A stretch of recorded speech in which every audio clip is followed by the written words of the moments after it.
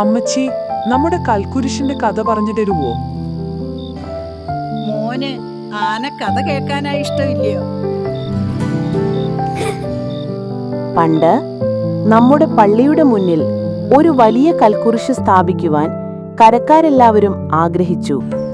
നമുക്ക് പള്ളിയുടെ മുന്നിൽ ഒരു കൽക്കുരിശ് പണിയിക്കണം. അതെ, നല്ല വലുപ്പത്തിൽ ഒറ്റ കല്ലിൽ പണിയിക്കണം. അങ്ങനെ കുരിശു പണിയാനായി ദൂരദേശത്തു നിന്നും വിദഗ്ധന്മാരായ കൽപ്പണിക്കാരെയും വലിയ പാറക്കല്ലുകളും നമ്മുടെ നാട്ടിലെത്തിച്ചു.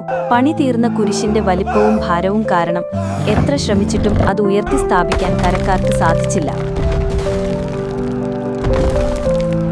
അങ്ങനെ അവർ ഒരു വഴി കണ്ടെത്തി. ഇത് മനുഷ്യനെ കൊണ്ട് ഉയർത്തി സ്ഥാപിക്കാൻ സാധിക്കുമെന്ന് എനിക്ക് തോന്നുന്നില്ല. ആനയെ കൊണ്ടുവരേണ്ടി വരും. എന്നാൽ നമ്മുടെ നാട്ടിൽ എവിടെയും ആനയുണ്ടായിരുന്നില്ല. അതുകൊണ്ട് അവർ പോയി പുതുപ്പള്ളിയിൽ ഒരു ആനയുള്ള തറവാട്ടിൽ ആനയെ ആവശ്യപ്പെട്ടു. പക്ഷേ അവരുടെ ആവശ്യം ഇഷ്ടപ്പെടാതിരുന്ന കാരണവർ അവരുടെ ആവശ്യം നിരസിച്ചു. അങ്ങനെ ആനയെ വിട്ടുതരാനൊന്നും പറ്റൂല. ആനയ്ക്ക് തണുപ്പ് കൊടുത്ത് നിർത്തിയേക്കുക. അതിനായിട്ട് നിൽക്കുവൊന്നും വേണ്ട, പോയിക്കോളുക. നിരാശരായി അവർ അവിടെ നിന്ന് മടങ്ങി.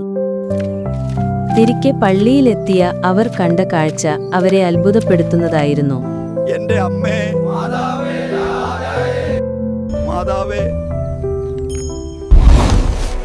ചങ്ങല പൊട്ടിച്ചെത്തിയ ആന കൽക്കുരിശ് ഉയർത്തി സ്ഥാപിച്ചു. അതിന്റെ അരികിൽ കൊമ്പ് കുത്തി നിൽക്കുന്ന കണ്ട കരക്കാരെല്ലാം മാതാവിന്റെ ഇടപെടൽ തിരിച്ചറിഞ്ഞു അത്ഭുതപ്പെട്ടു.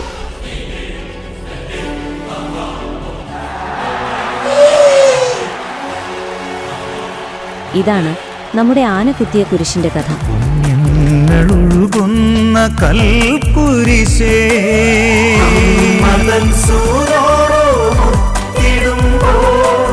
ഹൃദയത്തിൽ ഉയരുന്നു സ്തോത്രഗീതം.